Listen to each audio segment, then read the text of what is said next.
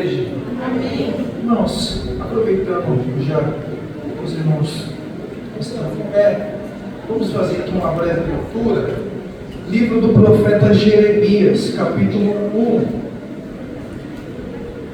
Aproveitando já.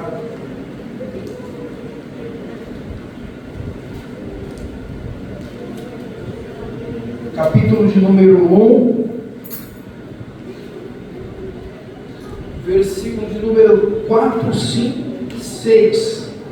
A palavra de Deus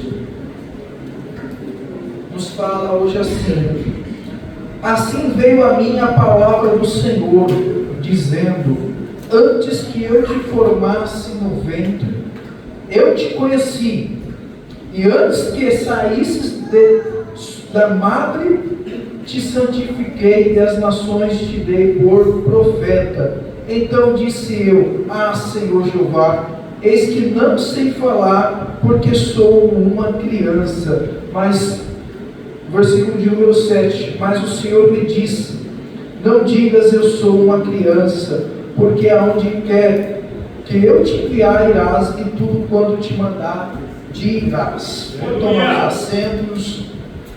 Quero, nessa oportunidade, último culto de missões desse ano, agradecer a todos que nos ajudaram, indo cooperar no evangelismo. Quero louvar a Deus pela disposição de cada um que ali esteve conosco durante esse período e estará conosco também, se assim Deus quiser, no começo do ano. E vamos aí trabalhar para a obra do Senhor. Bom, também quero agradecer os irmãos que eu pedi que os irmãos nos ajudassem com algumas revistinhas, livros, e graças a Deus os irmãos nos acolheu e conseguimos ali fazer uma boa arrecadação de aproximadamente 50 a 60 revistinhas, que foi feita a doação para a capelania do nosso irmão missionário Evaldo, que já esteve aqui. Ele agradeceu muito, tá? Ele é um dos capelões do setor 102, né? Que é um dos setores, é o setor da capelania do Belém. Ele agradeceu, e com isso também eu tive, acho que foi na segunda-feira, ou foi na quarta, ali num evento onde que foi levantado ali outros capelões, né, capelães e juízes de paz também aqui na Avenida Penha Brasil, e ali tive a honra de sermos homenageados por estar contribuindo, e graças a Deus também os irmãos têm me ajudado a contribuir com eles ali. Então divido aqui com os irmãos a honraria que recebi ali, né, que foi de um dos vereadores, que é um pastor chamado André Bueno, junto com o diretor da casa, Moisés, que em breve os irmãos vão conhecer ele aqui, vou estar trazendo aqui ele com a permissão do nosso pastor, que é o capelão e juiz de paz, né, e terapeuta Rafael Moura, muito conhecido, né, ele cuida aqui dessa região toda da Zona Norte, e ali eu tive a honra de ser convidado nesse evento e ser homenageado com eles ali, né, como um dos professores auxiliares ali, e poder também ali contribuir. E tudo isso graças aos irmãos também que têm nos ajudado, tá bom? Então, quero aqui deixar esse agradecimento e vamos aqui meditar nessa palavra a qual Deus colocou ao meu coração em falar, irmãos, sobre a difícil missão de Jeremias, atender o chamado. A difícil missão de Jeremias, atender o chamado. Jeremias, ele foi chamado como profeta quando ele tinha aproximadamente entre 17 a 18 anos. Ele residia na cidade de Anatote, que era próximo ali a Jerusalém, dentro das cercanias também da tribo de Benjamim. Jeremias, ele era um levita, um levita da tribo de Levi, não é levita como hoje as pessoas entendem aí que logo, não, levita da tribo de Levi, e ele certamente seria um futuro sacerdote, pois o seu pai, Hilquias, era sacerdote, e Jeremias, ele nasce num tempo a qual nós podemos observar que ele mesmo diz, no tempo do rei Josias, tempos a qual esse rei, ele junto de uma profetisa chamada Ruda, promoveram um grande avivamento dentro de Judá, porque esse homem, ele teve no seu coração em fazer o reparo da casa de Deus. Enquanto ele enviou alguns homens ali para fazer o reparo da casa de Deus, foi achado o livro da lei. E aí, já aproveitando também a dizer a todos que hoje é comemorado o dia da Bíblia, irmãos. Aleluia! Hoje é comemorado o dia da Bíblia. Você e eu temos noção de quão importante é a Bíblia que chegou em nossas mãos? Você sabe quanto sangue foi derramado?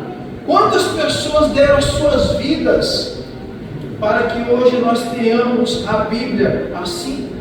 É só você estudar um pouquinho da história da igreja e você vai observar que houve um período que a Bíblia ela estava acorrentada. A Bíblia ela não estava na mão do povo, só na mão do clero. Dificilmente alguém conseguia ter acesso à palavra de Deus.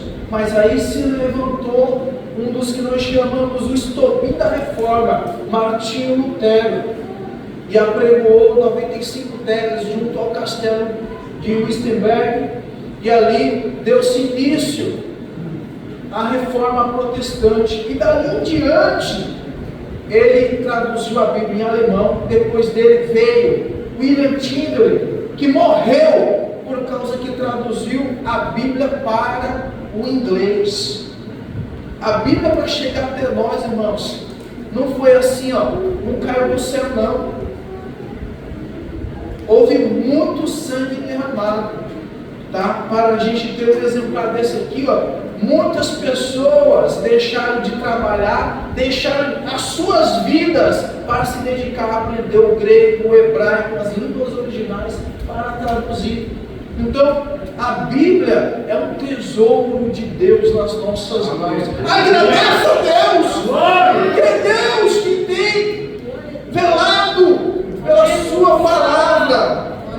Se a Bíblia chegou nas nossas mãos, irmãos, foi por conta que homens e mulheres de fé não se entregaram, deram as suas vidas para que assim nós hoje estejamos aqui desfrutando de poder ler a Bíblia. Tem países que a Bíblia nem entra, eles engolem pedaços de versículos, de folhas.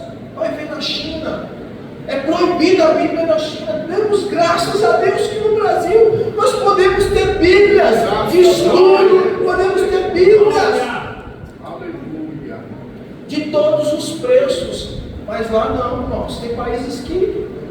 Então, a Bíblia, ela não é um amuleto. A Bíblia tem que ser lida, e mais do que lida, tem que ser praticado.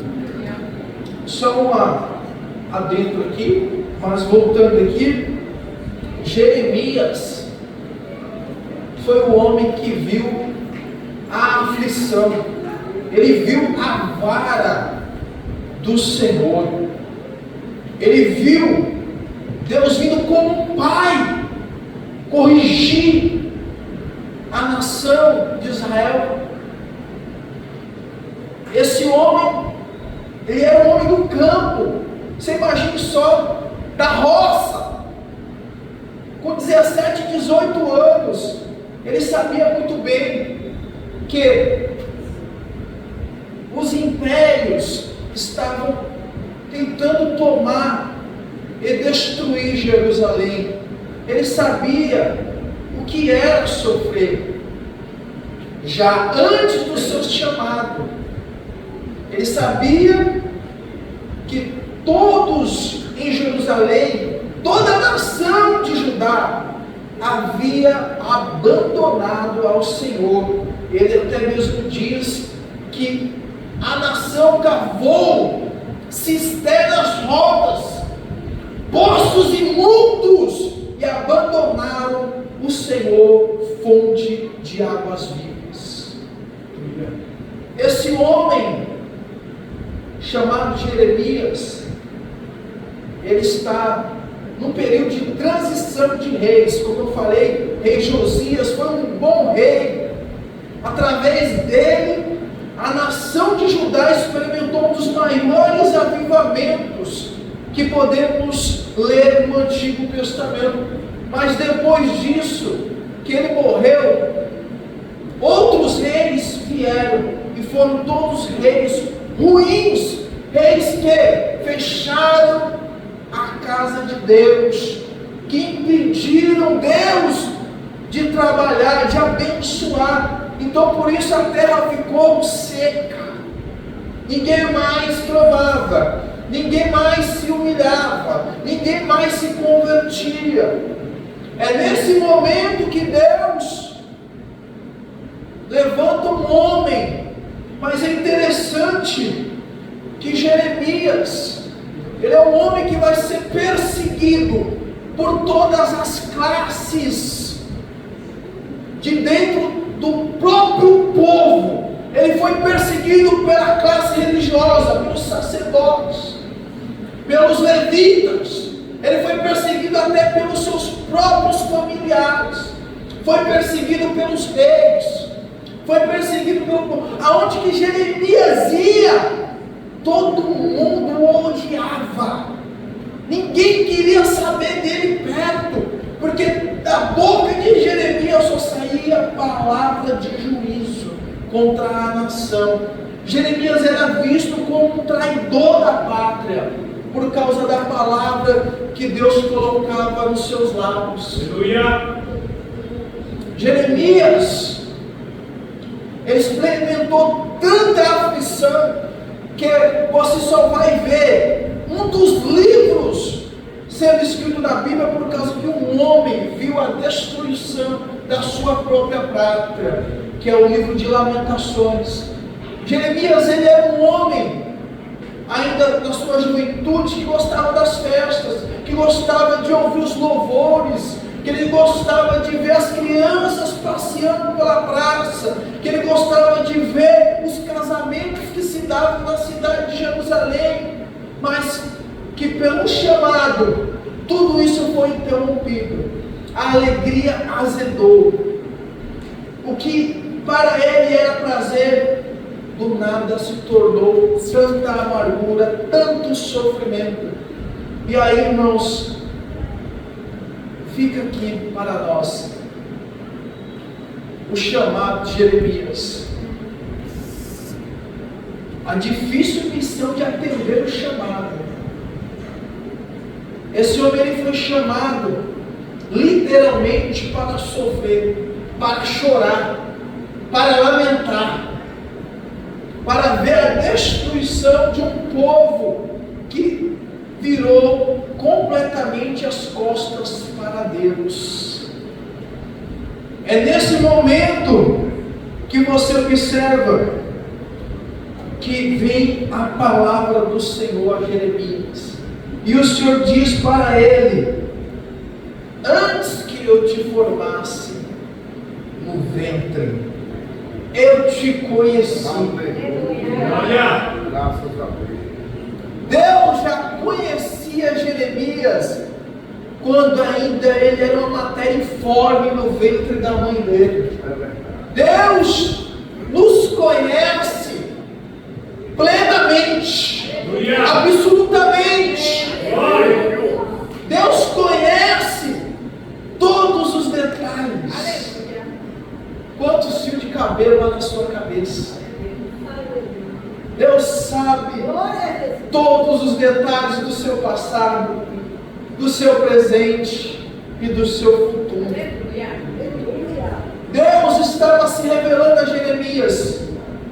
dizendo: eu já te conhecia, Jeremias, antes que você nascesse. Porque Jeremias, ele se vê agora diante de um chamado, e não é um chamado qualquer. Ele sabe como está a nação, ele sabe que Deus vai colocar na sua boca uma palavra como fogo, é uma palavra como um martelo, é uma palavra que, ainda que ele muitas das vezes, como ele mesmo disse: Senhor, o Senhor me iludiu quando o Senhor me chamou, porque eu estou sofrendo tanto, eu vou parar de falar da tua palavra. Mas nesse momento, é o momento que ele mesmo diz: mas quando eu pensei em parar, a tua palavra ardeu nos meus ossos como fogo. Esse homem, ele foi tão perseguido, irmãos, que chegou um momento que lançaram ele dentro de uma cisterna sem água, no fundo do poço, sem ter um pão sequer para se alimentar. E os seus, os que eram da sua própria pátria, reis, sacerdotes, amigos, parentes, o abandonaram. Mas é nesse momento que Deus levanta um homem chamado Ebed-Meleque. Glória! Deus sempre vai levantar alguém para tirar o profeta do fundo do poço. A voz profética, ela não pode ser calada, ela não pode ser abafada. Deus sempre tem alguém. Se alguém dos de dentro virar as costas, Deus levanta alguém lá de fora para levantar, porque a palavra de Deus, ela não pode ser calada. Deus, aleluia, chamou esse homem. Teve uma vez que a luta apertou tanto, que ele chegou até a questionar Deus, falando: Senhor, por que os ímpios estão prosperando, estão nos pisoteando, e o Senhor não está fazendo nada? Sabe o que Deus falou para Jeremias? Ó Jeremias, se você está cansado, porque você está andando com os homens a pé, imagine então como você vai correr com os cavalos. Jeremias, se você acha que isso é luta, se numa terra de paz você já está assim, o que dirás quando vier a cheia do Jordão? Deus estava dizendo assim: ó, o negócio vai estreitar, Jeremias. A luta vai apertar, Jeremias. Os teus próprios amigos, os teus parentes, eles falam de paz quando estão diante de ti, mas eles agem deslealmente. Deus estava mostrando para Jeremias todas as aflições que ele iria passar. Jeremias, chegou um momento que Jeremias, no ápice da sua luta, das suas perseguições, sabe o que ele falou para Deus? Maldito o dia que eu nasci. Olha só, maldito o dia que vier dar notícia para o meu pai, dizendo: olha, o teu filho nasceu. Depois de ele ser amarrado num cepo, ou seja, um tronco de madeira, e ser achibatado. Aí ele falou isso: maldito o dia que eu nasci, porque eu só nasci para sofrer. Irmãos, o chamado não é brincadeira. O chamado não é brincadeira, irmãos. Está achando que o chamado só tem bônus? O chamado tem mais ônus do que bônus. O chamado tem mais tristeza do que alegria. O chamado tem mais lágrimas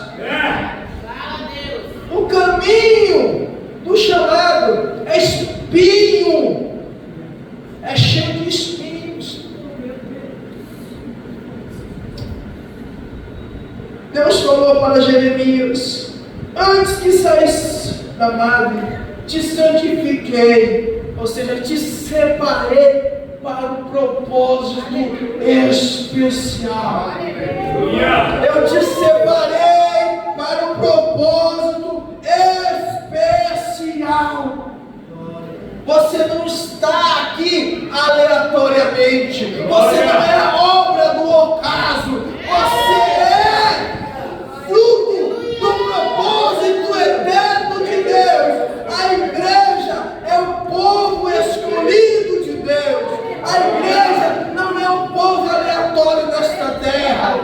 Nós fomos chamados como nação, como um povo zeloso, para levar a palavra de Deus. E aí, quando Deus fala, e as nações te dei por profeta, Jeremias treme, estremece, o medo o apavora, porque você acha que é fácil? Quando chega o chamado, parece tudo bonito, né? Mas não é não. Só quem passa no momento sabe. As pernas tremem, irmão. Que quando é chamado de Deus, as pernas tremem. Se é chamado pelo homem é outra coisa, mas quando é por Deus. Eu me lembro, irmãos, vou contar aqui uma experiência que talvez eu nunca tenha contado. Eu me lembro que em uma madrugada, lá dentro do presídio, eu orava a Deus, mas com a intensidade, pedindo para Deus falar comigo, porque todo mundo falava que Deus falava com eles, mas só Deus não falava comigo. E eu fiquei com isso na minha cabeça: Senhor, porque o Senhor fala com todo mundo, mas não fala comigo? Porque todo mundo fala que tem um chamado e comigo o Senhor não fala. E comecei a orar, irmãos. 1, 2, 3, não sei quantas horas, mas sei que foi a noite toda. E durante o período da noite, eu vi Deus abrir o teto da cela onde eu estava. Numa visão, não sei explicar, porque visões de Deus, elas são inexplicáveis. Às vezes Deus dá uma visão, irmãos, tão aterrorizante como você vê na Bíblia, que teve um profeta que Deus pegou pelos cabelos e levou ele até uma cidade. Deus dá visão, meus irmãos, às vezes que a gente não consegue compreender, porque as coisas de Deus, quando é espiritual, ela nos arrebata de medo, nos arrebata, ficamos tremendo. Eu imagino Ezequiel tendo visto o que ele viu, aqueles querubins. Isaías vendo o trono de Deus. E nesse momento, enquanto eu orava, pastor, uma gota de azeite do céu desceu sobre a minha vida. Mas não era uma gota pequenininha não, era uma gota enorme, que cobriu todo o meu corpo. Naquela noite eu tive a certeza que Deus estava me chamando para uma obra. E eu tenho certeza que todos nós já tivemos ou estaremos diante de alguma experiência espiritual que Deus vai confirmar o teu chamado. No outro dia, no dia de visita, eu contei isso. Teve uma irmã que a minha mãe conhece, que era lá na Baixada do Glicério, aquela senhora que levava, uma senhorinha muito crente. Ela falou: meu filho, quando ela ouviu esse chamado, meu filho, você se prepara, viu? Porque quando ela falou isso, eu entendi o quê? Que quando Deus chama alguém para alguma coisa, que todo chamado é grande, mas, irmãos, quando Deus chama alguém, não é para gozar só de alegria, não. Ela falou assim: você se prepara, viu? Você se prepara. Irmãos, tanto que minha mãe sabe, teve um dia que minha mãe foi me visitar lá dentro, eu chorava, eu falei: mãe, não estou para aguentar. Meu Deus, como esses irmãos dão trabalho, mãe. Mas, irmãos, voltando aqui, o chamado é doído. Quando Deus fala, Ele vem a responsabilidade que está diante dele, e Ele fala assim: Senhor, eu só tenho 17, 18 anos, ainda eu sou um levita, nem sacerdote ainda me tornei, porque para se tornar sacerdote era com 30 anos, ou seja, segundo o judaísmo, ele não teria maturidade nenhuma para ainda assumir um sacerdócio, mas como Deus conhece aquele que Ele chamou. Irmãos, aparentemente, a gente olha para as pessoas e fala assim, não, esse não. Mas não é assim que Deus vê, não. Aleluia! Oh, glória! Glória! Não é assim que Deus vê, não. Glória! Até tem profetas na Bíblia que se enganou olhando para alguém dizendo, esse daí é. Samuel entrou na casa de Jesus, tem porte, tem físico, é soldado do exército, não olhe para a aparência. Deus vê o coração. Deus vê o que está dentro. E nesse momento que é interessante essa palavra, porque Jeremias ele fala assim, Senhor, eu sou uma criança. Ou seja, a incapacidade sabota muitas das vezes o nosso ministério. Isso aconteceu com Moisés. Deus chamou ele e deu 5 desculpas antes de aceitar o chamado. Então, a incapacidade, muitas das vezes, ela sabota o nosso ministério.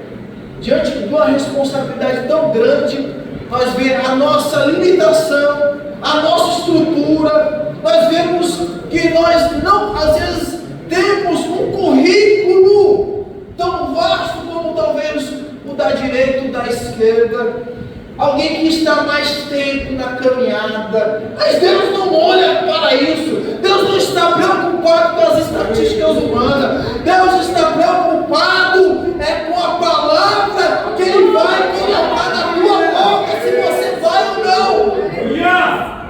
Glória a Deus. Jeremias falou, eu sou uma criança. Aí Deus fala assim, Deus não aceita desculpa não. Desculpa indesculpável é você dizer para Deus, eu sou uma criança, eu não sei falar. Ele que criou a boca, oh glória, Ele que criou você, Ele que criou eu, Ele que criou nós. Não importa a deficiência, a incapacidade, o que importa é se Ele te chamou. Se Ele te chamou, aleluia, Ele vai colocar, e diz o texto, Deus disse para Jeremias, mas o Senhor me disse, não digas eu sou uma criança, porque onde quer que eu... Ou seja, é irrecusável o chamado, é irresistível, você não tem como resistir a Deus, eu não tenho como resistir a Deus, porque ainda que eu tente, ainda que eu fale assim, eu não posso, eu não vou, o Senhor, Ele faz com que a palavra dEle arda nos meus ossos, como fogo. Deus diz, e tudo quanto te mandar, dirás. Aí está o problema, porque ele sabia que Deus estava vindo com uma vara na mão para castigar o filho rebelde, a nação de Israel. E quem seria a vara? Quem seria o instrumento? Seria ele mesmo, seria Jeremias, que seria usado por Deus com palavras de juízo. E nesse momento ele vê tudo o que está acontecendo na nação, sendo ele o homem do campo. Ele diz, Senhor, eu posso, eu sou criança. Deus coloca, estende as mãos, aonde não há capacidade tua, Escute isso, receba essa palavra em nome de Jesus. Aonde você se sente incapaz, vai ser aonde Deus vai te capacitar. Aonde você sente a insuficiência, a limitação, vai ser aonde Deus vai operar o seu poder. Aleluia! Quem crê nessa palavra? Quem crê nessa palavra? Oh, glória! Diante disso, Jeremias, ele fica morrendo de medo. Ele fica morrendo de medo, porque ele sabe que dali em diante, todos os seus sonhos de juventude já era. Quem quer tudo de Deus? Quem quer tudo de Deus? Você tem certeza que tu quer tudo de Deus para a tua vida? Será que eu tenho certeza que eu quero tudo de Deus para a minha vida? Então, segura essa. Nós só teremos tudo de Deus quando entregarmos tudo a Ele. Você nunca vai ter tudo de Deus se você não está, se eu não estou disposto a largar tudo pelo chamado. Está achando que é brincadeira ser chamado por Deus? Deus, quando Ele chama, Ele requer. E ai de mim que você se não obedecer. Então, se você quer tudo de Deus, você precisa entregar tudo a Ele. Renunciar os seus prazeres, suas vontades. Segundo o texto aqui, o livro de Jeremias, ele fala que na sua juventude ele chegou até a se apaixonar por uma jovem. Mas que todos nós sabemos, ele não pôde se casar. Os seus desejos de juventude foram todos cortados. Aquilo que era alegria, literalmente azedou. O que parecia que ele seria mais um do campo, que iria ter uma vida normal, Deus falou: não, a direção é essa agora. Aleluia! A direção é essa agora. Glória! Deus vai mudar a rota do seu caminho. Glória a Deus. Ore calabacere, ei, cantugue, camandacé, ande, comandagaçu e camandá. Deus vai mudar a rota do seu caminho. Glória a Deus. Deus vai mudar a rota do seu caminho. Ele é soberano. Tu é só um vaso. Tu é só um vaso. Eu sou só um vaso. Se um dia que eu falar para Deus eu não quero, Deus me recolhe e levanta outro. Se um dia, se Deus falar para mim, vai ou não for, como nós costumamos dizer, e for, Deus levanta outro. Mas Deus, nesse momento, Ele quer você. Ele quer. E o chamado é difícil de ser atendido quando nós sabemos o que está por vir no caminho. Você acha que Jeremias, quando ele viu isso, é a mesma coisa que Moisés? Senhor, mas quem sou eu para ir lá tirar aquele povo? Olha só o que Deus fala: não temas diante deles. Ou seja, eu tiro o medo, eu te dou coragem, eu tiro o medo, eu tiro a timidez.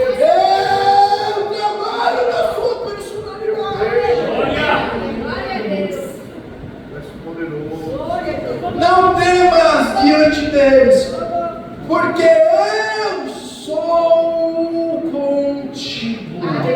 Eu sou contigo. Eu sou contigo.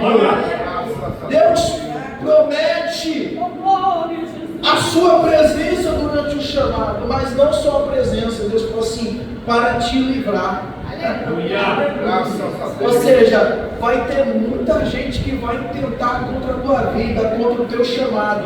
Vão tentar te parar, vão tentar te frustrar, vão tentar calar a sua boca, vão tentar colocar você dentro do poço da terra. Mas eu te darei livramento. Eu te darei livramento. Eu te darei livramento. Estendeu o Senhor a mão, tocou-me na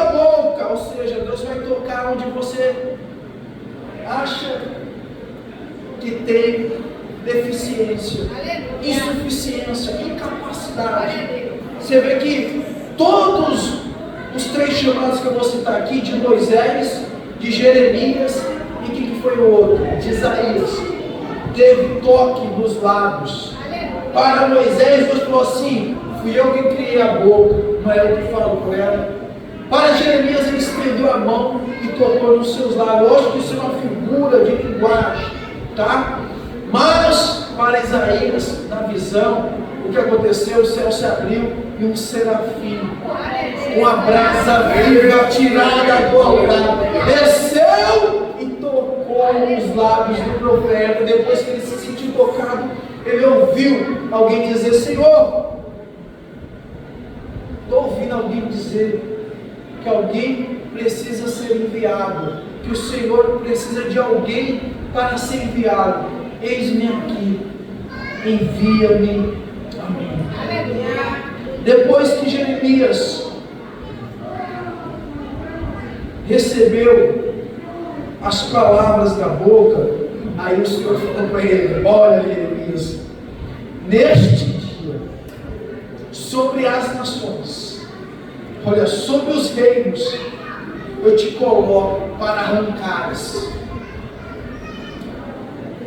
e para derribares, e para destruires e para arruinares, e também para edificares e plantares. Isso aqui, na linguagem da roça, ele entendeu claramente. Deus, vamos trazer aqui, Deus estava chamando Jeremias para arrancar topo. Quem conhece essa linguagem? A linguagem da roça, né? Deus estava chamando Jeremias literalmente para arrancar. O Gilberto conhece. Para arrancar topo. Essa linguagem aqui é a linguagem do cenário que ele estava na roça. Quem trabalha na roça sempre tem que destruir, tem que sempre arrancar alguma coisa ou outra, colocar, edificar, enfim. Então Deus falou ao profeta numa linguagem que ele saberia entender como lidar com a situação. Isso aqui é muito importante, porque Deus vai falar com você de acordo com o contexto e o cenário que você vive. Deus não vai falar com você de acordo com o cenário que eu vivo. Para mim, Deus fala e se revela de uma maneira. Para outros, Deus fala e se revela.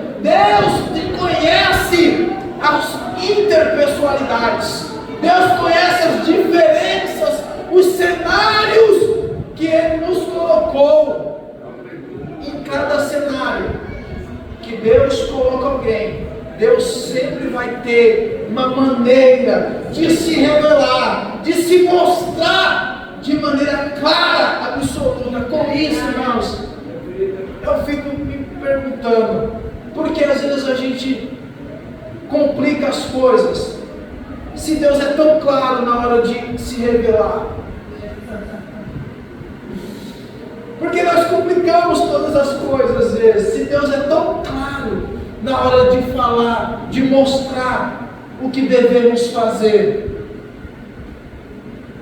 Diante disso, concluindo já a mensagem, Jeremias, aqui ele se vê numa situação que lhe causaria por toda a vida não só sofrimento, não só angústia, mas muitas e muitas lágrimas.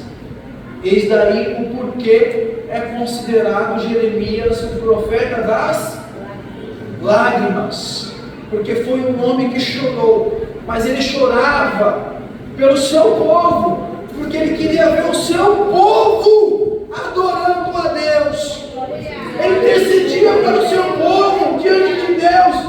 Ele pedia, ele exortava de dia e de noite: voltem aos velhos caminhos, às veredas antigas, à verdadeira adoração, ao verdadeiro culto, ao verdadeiro sacrifício. Enquanto ele clamava isso, a nação não respondia. A nação ignorava todas as suas mensagens, que não eram suas, embora saíssem da sua boca, mas eram de Deus. Chegou um momento que Deus falou assim para Jeremias, ó, basta, eu não vou mais ouvir a sua intercessão para este povo. O que eu tenho para esse povo agora é cativeiro. O que eu tenho para esse povo agora é juízo. E todos nós sabemos que no ano 586 a.C., a cidade de Jerusalém foi invadida por Nabucodonosor e todos da Babilônia destruíram o templo, mataram os sacerdotes, tá? Eles mataram os sacerdotes porque eles não queriam que a religião monoteísta prevalecesse, a religião que adorava o único verdadeiro Deus. Já que eles viraram as costas para Deus, Deus também virou as costas para a nação. Isso acontece. Deus pode virar as costas para nós, se nós virarmos as costas para Ele.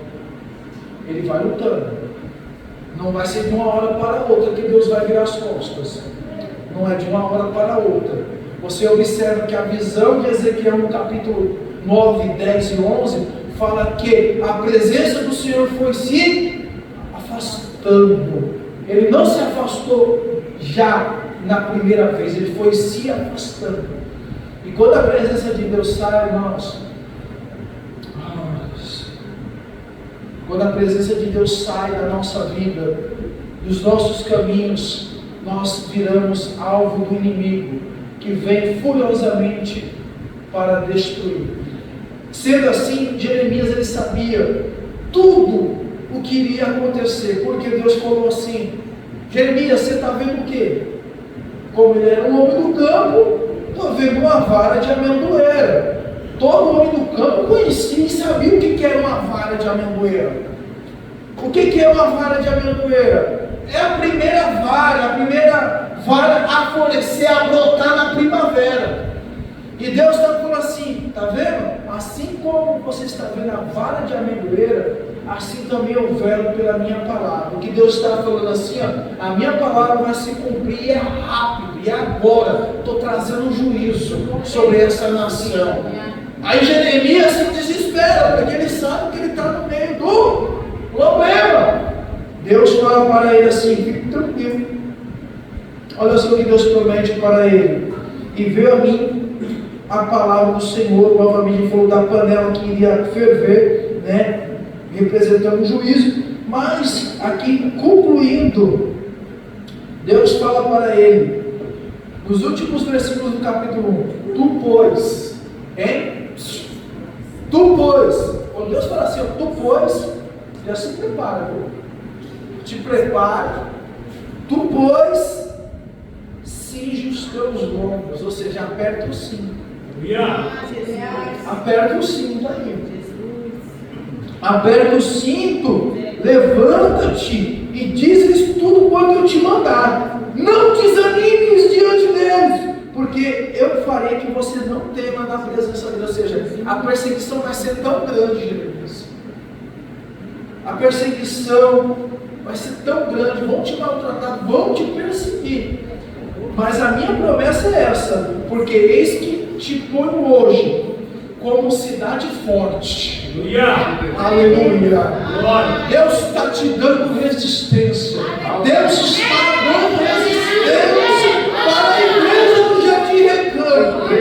Deus está colocando nós como uma cidade forte, como muro de ferro, por muros de bronze, contra toda a terra, contra os reis de Judá, contra os seus príncipes e contra os sacerdotes e com, olha só, todas as classes de pessoas possíveis iriam perseguir Jeremias, desde a criança até o idoso. Aonde Jeremias passava, meu Deus do céu, com certeza a rua se esvaziava, com certeza ninguém, né,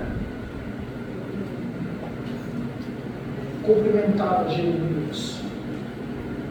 Foi um homem que sofreu, mas ele atendeu o chamado de Deus. Glória.